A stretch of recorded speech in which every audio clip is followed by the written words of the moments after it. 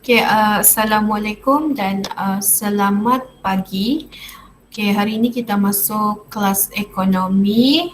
Okay, kegiatan 4. Right, minggu lepas kita sudah um, belajar berkaitan dengan apa kita belajar minggu lepas?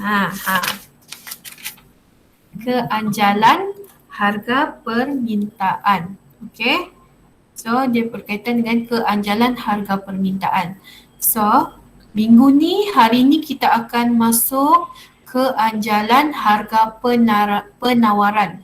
Bila ada permintaan, of course ada penawaran. Okay.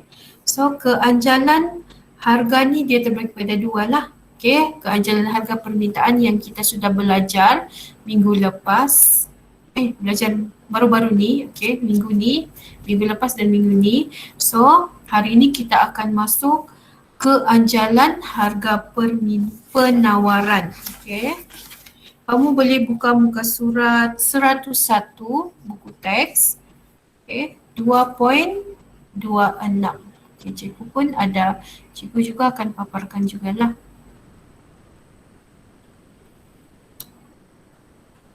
Okay, kamu boleh tengok dalam buku teks. Surat berapa ni? 101. Cuba itulah digital yang ini dia tidak jelas. So 101.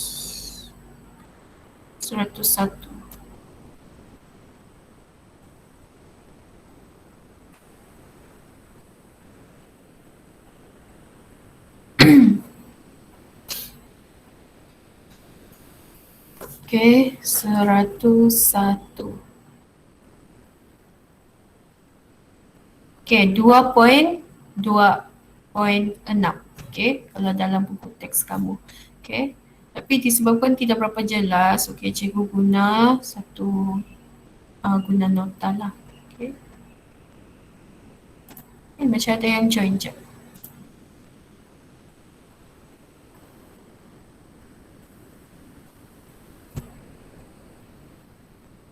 Hi, morning Azim. Selamat kamu Hazim masuk. Mana sesi Hazim? Mungkin dia punya internet mungkin tidak dapat masuk. Okay, cikgu start lah. Alright. Okay, sebelum ni kamu sudah belajar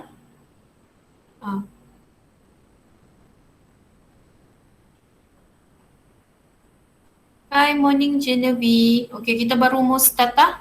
Okay, so kita sudah, minggu lepas kita sudah belajar berkaitan dengan keanjalan harga permintaan. So, hari ini kita akan masuk dalam 2.2.6 iaitu muka surat 101 kalau dalam buku teks kamu. Okay, kamu boleh buka buku teks. Page 101. Okay, keanjalan harga penawaran.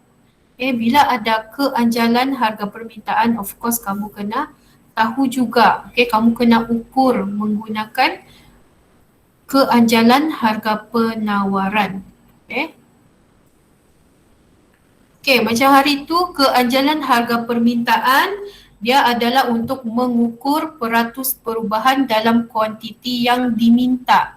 Maksudnya keanjalan harga permintaan dia mengukur peratus perubahan yang berlaku apabila harga barang tu berubah. Okay. Harga barang atau dan kuantiti yang diminta tu pun akan berubah. Okay. So hari ini kita akan masuk ke keanjalan harga penawaran. Okay, kamu boleh tengok buku teks muka surat 101. Okay. Right. Keanjalan harga penawaran pun sama juga macam keanjalan harga permintaan. Okay. Dia kalau keanjalan harga penawaran dia untuk mengukur peratus perubahan dalam kuantiti yang ditawarkan. Kesan daripada perubahan harga barang.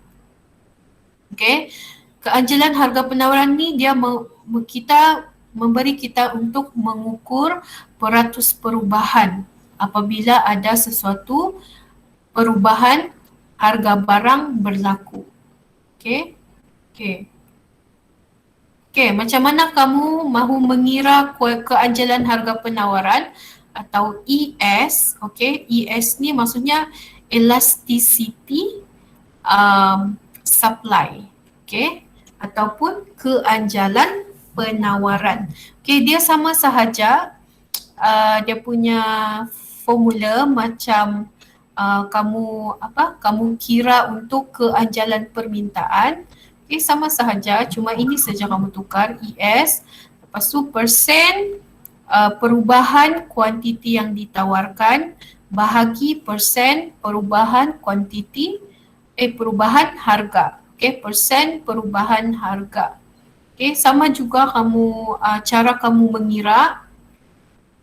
Okay, kamu kena kira persen perubahan kuantiti dulu, baru kamu kira persen perubahan harga. Okay. Okay, kita tengok buku teks macam mana dia punya pengiraan.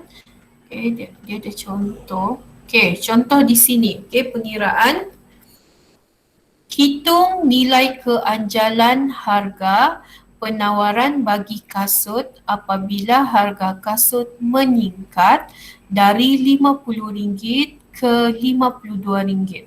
So maksudnya sekarang harga lama atau harga asal adalah RM50. So harga meningkat kepada RM52. Harga baru adalah RM50. Dan kuantiti yang ditawarkan meningkat dari 150 pasang ke 180 pasang. Okay. Jadi maksudnya kuantiti yang asal adalah 180 kuantiti yang ditawarkan. Okay. So bila harga meningkat, kuantiti yang ditawarkan oleh sesebuah firma akan meningkat sebab harga meningkat kepada 180 pasang. So macam mana kamu mau kira? Okay, macam cikgu bagi tahu tadi, persen, okay, untuk kira keanjalan penawaran, persen perubahan kuantiti bahagi dengan persen perubahan harga. So bila kamu diberikan harga asal hingga harga yang berubah dengan kuantiti asal ke kuantiti yang baru, okay, kamu perlu kira persen perubahan kuantiti. Okay, kamu kena kira kuantiti baru tolak kuantiti asal atau kuantiti lama bahagi dengan kuantiti asal. So, kamu kira kuantiti lah yang ini, kuantiti yang ditawarkan 180 tolak 150 bahagi dengan 150. Okay, disebabkan kamu mahu persen, so kamu kena darab dengan 100. So, kamu akan dapat 20%. Begitu juga kalau langkah yang kedua ni, kamu kena kira persen perubahan harga pula. So, harga baru tolak harga asal bahagi harga asal. So, kamu kena kira RM52 tolak RM50 bahagi dengan RM50 darab 100 untuk persen. So, kamu akan dapat 4%. Okay. Dan selepas itu baru kamu kira, kamu sudah dapat jawapan, okay, untuk persen perubahan kuantiti dan kamu juga sudah dapat persen perubahan harga. So baru kamu kira persen perubahan kuantiti 20% bahagi dengan persen perubahan harga 4%. Okay, kamu tekan kalkulator 20 bahagi 4, kamu akan dapat 5. Okay, di sini ada di sini dia positif kan. Okay, kalau macam hari tu cikgu ada bagi contoh dia negatif. So kamu tahu yang tanda negatif tu dia menunjukkan hubungan negatif antara harga dengan kuantiti yang ditawarkan, diminta. Okay. Itu kalau keanjalan permintaan. Dan cikgu bagi tahu juga kalau dari segi ekonomi, kamu ignore dengan negatif. Okay, kalau di sini jawapan dia adalah positif. So, dia menunjukkan hubungan positif antara harga dengan kuantiti yang ditawarkan. Right. Okay, bila kamu sudah dapat jawapan keanjalan harga penawaran, okay, kamu kena tentukan pula adakah anjal atau tidak anjal atau tak anjal. Okay. Apa ciri-cirinya? Okay. Keanjalan harga penawaran boleh dibahagikan kepada anjal dan tak anjal. Okey, tadi cikgu sudah bagi contoh. Jawapan untuk keanjalan penawaran adalah 5. Okey. Okey, kita tengok adakah dia anjal atau tidak anjal. Okey, 5. Okey, jawapan dia 5. So, kalau kamu tengok sini, ciri-ciri untuk anjal.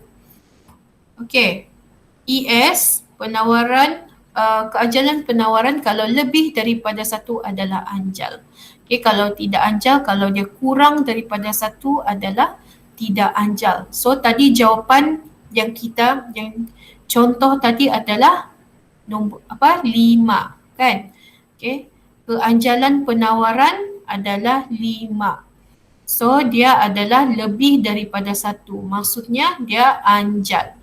Okay. Kalau 0.99 itu adalah tidak anjal atau 0.1, 0.2, okey. Itu adalah tidak anjal. Okey. Okey, untuk ciri-ciri yang kedua untuk tidak anjal, persen perubahan kuantiti dia lebih besar dari persen perubahan harga. Okey, macam tadi, okey, dia punya persen perubahan kuantiti adalah 20%. Macam tadi yang ini kan. 20%. Okay. So, perubahan kuantiti dia lebih besar. Okay. Di sana kamu boleh tahu sudah itu adalah anjal. Okay. Kalau tidak anjal, kalau kuantiti lebih kecil daripada harga. Maksudnya contohnya 20% bahagi 50%. Okay. Dia lebih, kalau kuantiti lebih kecil, yang di atas lebih kecil daripada di bawah, so itu adalah tidak anjal. Okay. Okay, ciri-ciri yang ketiga, kuantiti ditawarkan sangat responsif. Kalau anjal ni, okay, dia sangat responsif dengan perubahan harga.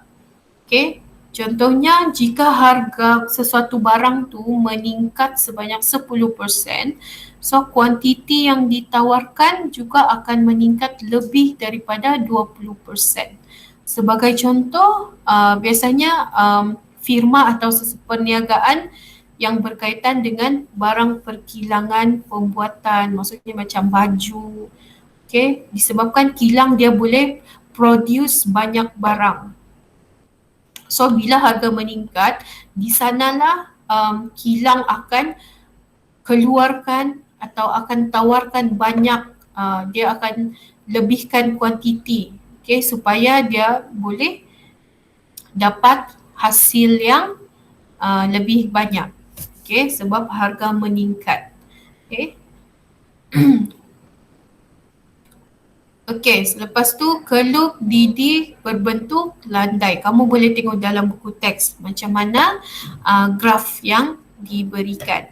Okey, untuk anjal. Strategi untuk memaksimumkan hasil ialah menurunkan harga barang. Okey. Okey, kalau untuk barang yang anjal ni, strategi untuk maksimumkan hasil ialah menurunkan harga barang. So bila harga turun, okay, so akan boleh memaksimumkan hasil. Okay, beban, okay, yang seterusnya beban cukai pengeluar dia lebih besar daripada beban cukai pembeli, selalunya yang untuk anjal. Okey. Yang terakhir, subsidi yang dinikmati oleh pengeluar lebih besar daripada subsidi pembeli. Okey, kita tengok untuk tidak anjal. Okey, yang pertama, kedua kita sudah bincang. Okey.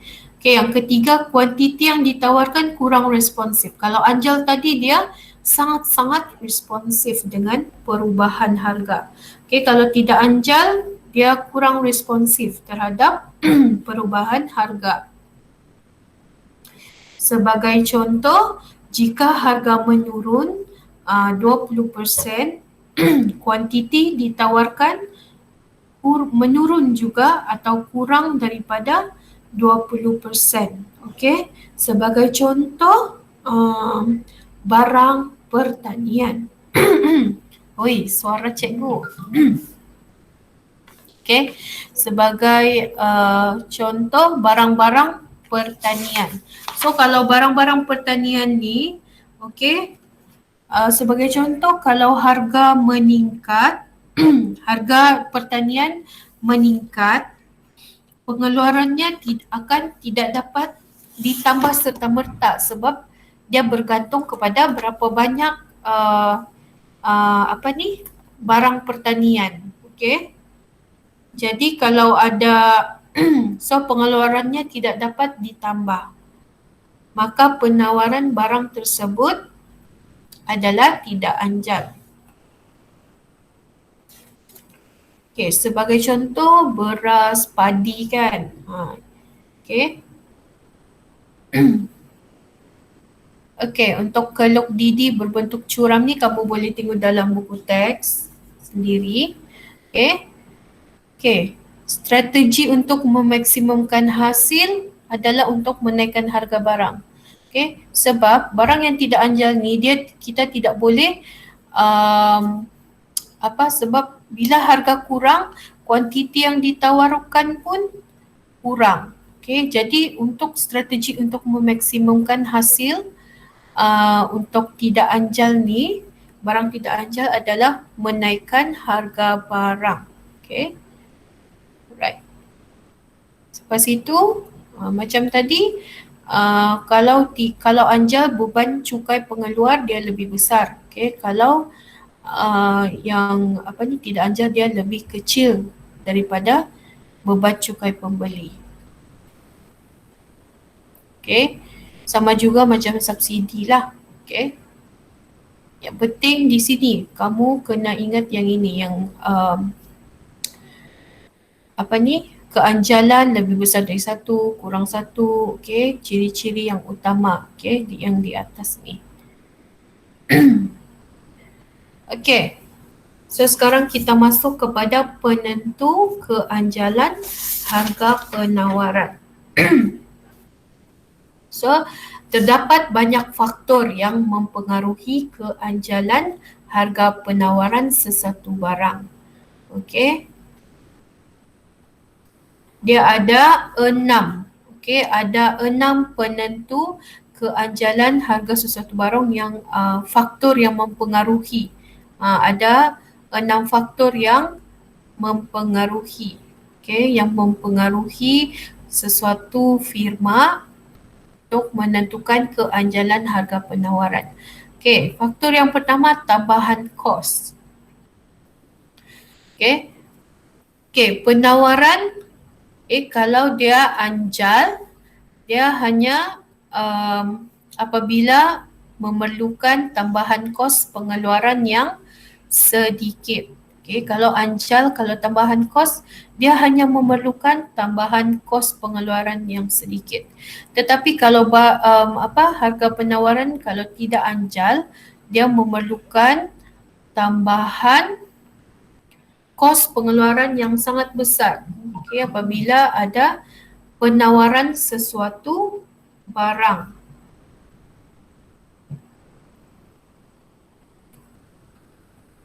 Okay.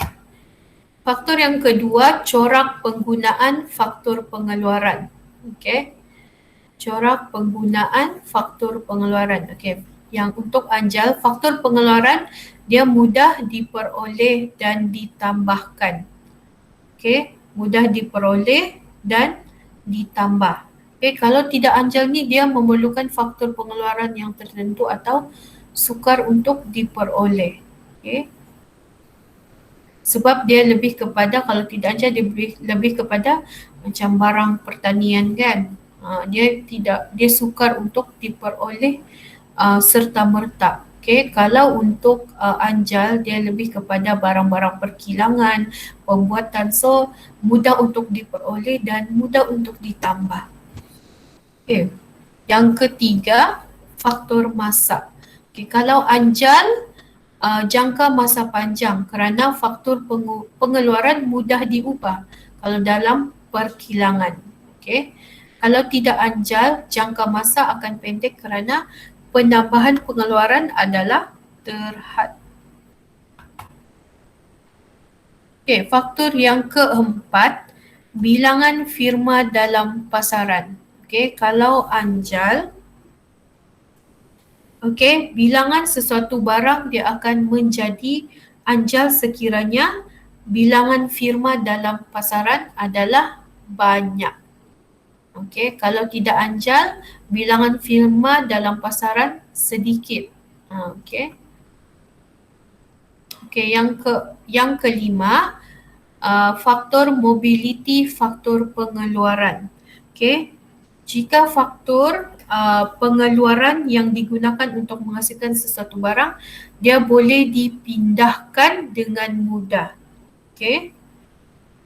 Okay, jika faktor pengeluaran digunakan untuk menghasilkan sesuatu barang, boleh dipindahkan dengan mudah dari satu tempat ke suatu tempat lain atau dari satu keluaran ke keluaran lain.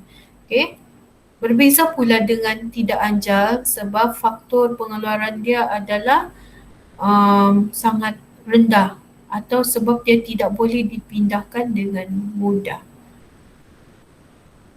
Okay, faktor yang terakhir, ketersediaan stok atau inventory. Okay, kalau anjal, dia selalunya barang yang ditawarkan mempunyai stok yang banyak. Okay, iaitu bahan mentah atau barang yang sudah siap. Okay, kalau untuk tidak anjal ni, selalunya stok dia memang sangat-sangat kurang. Kadang-kadang tiada stok. Okay, sebab itulah barang tersebut yang ditawarkan tidak anjal. So, yang penting kamu kena tahu cara pengiraan untuk keanjalan harga penawaran. So, bila kamu tahu sudah, kamu dapat kira, okay, then baru kamu tetapkan anjalkah atau tidak anjal. Okay, kamu boleh tengok yang pertama ni pun kamu sudah tahu. Okay, bila kamu dapat jawapan tadi yang macam cikgu terangkan tadi, kamu dapat 5. So, dia adalah anjal sebab keanjalan penawaran lebih daripada 1, iaitu 5. Okay. Lepas tu, kamu kena beritahu sedikitlah kuantiti yang ditawarkan, dia sangat responsif dengan perubahan harga. Okay, itu adalah ciri-ciri yang kamu beritahu lah. Okay.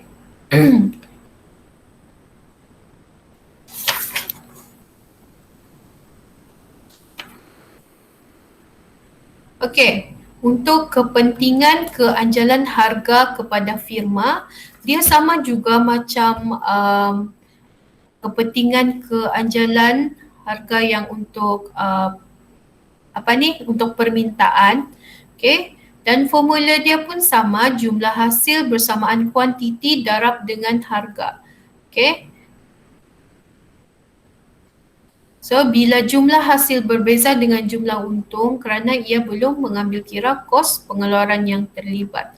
So, untuk menambahkan jumlah hasil, firma boleh menjual lebih banyak kuantiti barang dan menaikkan harga barang. Tetapi dia mesti bergantung juga kepada jenis keanjalan harga barang tersebut. Okay.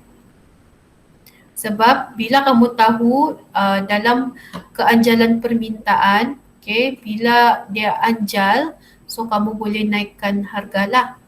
Okay, sebab bila kamu naikkan harga, okay, permintaan still ada. Okay, kalau jenis keanjalan. Okay, so jumlah hasil, kuantiti darab harga itu adalah macam mana kamu mengira jumlah hasil. Okay, kuantiti darab harga. Okay, lepas ni cikgu akan bagi kamu latihan, okay, untuk kamu bagaimana kamu mengira keanjalan penawaran dan macam mana kamu mahu kenal pasti jumlah hasil, kuantiti darab harga. Okay. Okay, apa kepentingan dia? Kepentingan dia ada 3, iaitu percukaian. Okay, yang ini cikgu mau kamu baca sendiri. Okay, percukaian, apa lagi?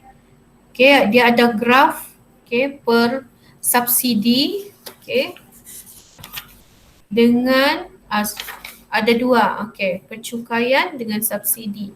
Okay, yang ini untuk kepentingan dalam firma, okay.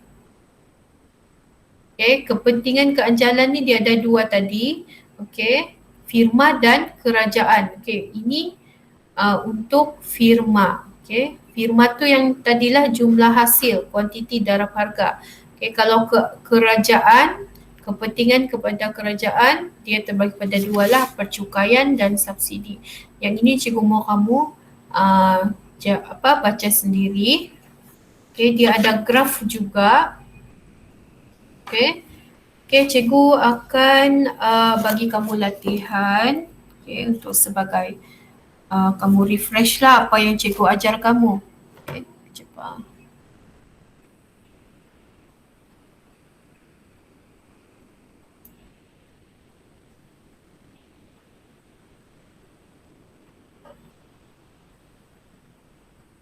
Tadi cikgu tidak share kah? Lama. Kenapa kamu diam-diam?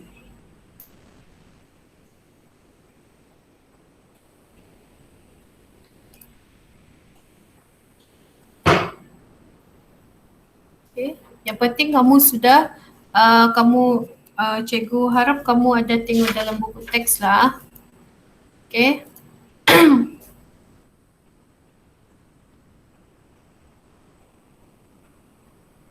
Okay, tadi cikgu sudah ajar kamu. Okay, so cikgu imbas kembali lah. Okay, cikgu bagi kesimpulan. Okay. Okay, kamu hari ini kamu sudah tahu macam mana untuk mengira keanjalan harga penawaran menggunakan formula ini. Okay, persen perubahan penawaran. Okay, macam mana pengiraan kamu boleh tengok dalam buku teks. Muka surat 102, okay. Okay, bila kamu sudah dapat nilai untuk keanjalan harga permintaan, okay, ini adalah lepas tu kamu kena tentukan anjal ke atau tidak anjal, okay, harga penawaran tu. So ini adalah ciri-ciri bagaimana kamu untuk kamu menentukan keanjalan sesuatu harga penawaran. Okay, kalau anjal dia mesti lebih daripada 1. Kalau tidak anjal kurang daripada 1. Okay, kalau kamu tengok dalam buku teks, okay, dia adalah keanjalan penawaran adalah nilai 5. So kalau 5 maksudnya dia lebih daripada 1. So maksudnya di sini harga sesuatu barang yang kamu ukur menggunakan formula ini, okay, adalah anjal. Okay. Lepas tu ini adalah dia punya okay, dia punya ciri-ciri lah yang cikgu sudah terangkan kamu tadi. Okay. Yang ini cikgu akan share juga. Okay. Tadi cikgu akan share dengan kamu. Lepas tu tadi kita sudah bincang berkaitan dengan penentu keanjalan harga penawaran. Okay. Okay, ada 6 faktor penentu keanjalan harga sesuatu barang untuk penawaran. Okay, ini anjal dengan tidak anjal. Okay, lepas tu tadi cikgu juga jelaskan dengan kamu berkaitan dengan kepentingan keanjalan harga kepada firma. Okay, kepentingan keanjalan harga kepada firma. So ini adalah formula dia, jumlah hasil bersamaan kuantiti darab harga. Okay, yang ini cikgu akan akan bagi kamu soalan. So nanti kamu try jawab. Okay, ini adalah contoh dia. Okay, ini adalah jumlah hasil, ini adalah kuantiti. Okay, so nanti cikgu akan bagi kamu latihan. Dan ini juga kepentingan keanjalan bila ada so dia ada dua lah, kepentingan keanjalan harga untuk firma, kepada firma dan kepada kerajaan. Okay, kalau kepada kerajaan dia terbagi kepada dua lah. Okay, percukaian dan subsidi. Okay, di sini. Yang ini kamu baca sendirilah. Okay, macam mana dia berlaku. Okay.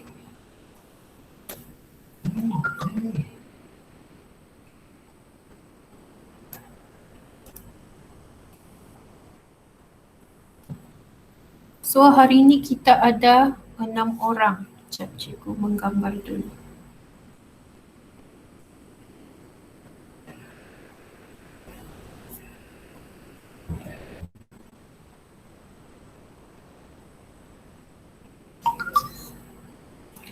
Okey, itu saja untuk hari ini. Nanti lepas ni cikgu akan bagi latihan. Okey, dalam grup. Okey, thank you. Thank you yang join. Jumpa hari esok, hari Khamis. Okey. Terima kasih cikgu. Alright, sama-sama. Bye cikgu. Bye-bye, thank you.